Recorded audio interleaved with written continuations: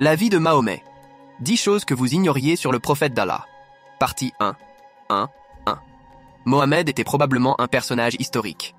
On pense que Mohammed est né à la Mecque en 570 de notre ère et qu'il est mort à Médine en 632.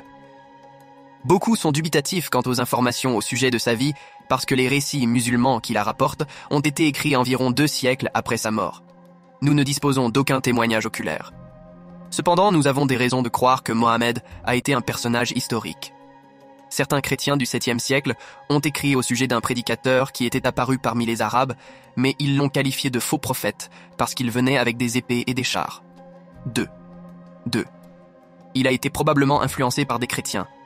Les musulmans pensent que Mohammed a reçu sa révélation directement d'Allah par l'intermédiaire de l'ange Gabriel et qu'il est devenu prophète à l'âge de 40 ans. Ils insistent sur le fait qu'il n'y a eu aucune intervention humaine dans ce processus. 3.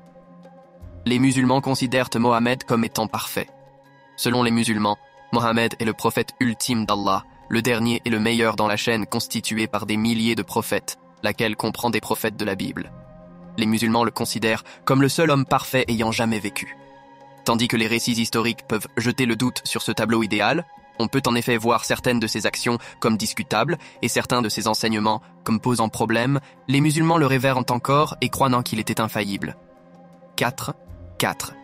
Il a vécu à la Mecque et à Médine. Mohammed a vécu à la Mecque pendant 53 ans, puis à Médine pendant 10 ans. Après avoir commencé à prétendre qu'il était devenu prophète à la Mecque, il y a vécu pendant environ 13 ans, essayant de prêcher son message religieux. Mais il n'a pas réussi à s'imposer. Les gens se sont moqués de lui et l'ont persécuté, lui et sa poignée d'adeptes. Après des années d'échecs et de pression intense, il a emmené ses quelques disciples et a émigré à Médine, où il a vécu la dernière décennie de sa vie. À Médine, il a pu consolider son pouvoir et accumuler des ressources.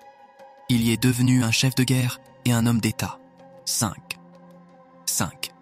Il a lancé des campagnes militaires contre de nombreux non-musulmans. Après avoir été faible et vulnérable à la Mecque, Mohammed est devenu un puissant chef militaire à Médine. Des sources musulmanes révèlent qu'il a lancé des dizaines de campagnes militaires contre divers groupes, notamment des polythéistes, des juifs et des chrétiens.